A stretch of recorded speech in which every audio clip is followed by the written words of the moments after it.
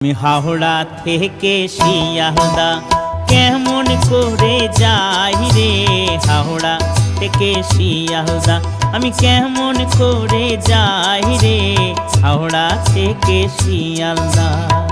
পকেটে নেই কানা করি, পকেটে নেই কানা করি, কি করি বল ভাই রে, হাওড়া থেকে শিয়ালদা আমি কেমন করে যাই রে, হাওড়া থেকে শিয়ালদা।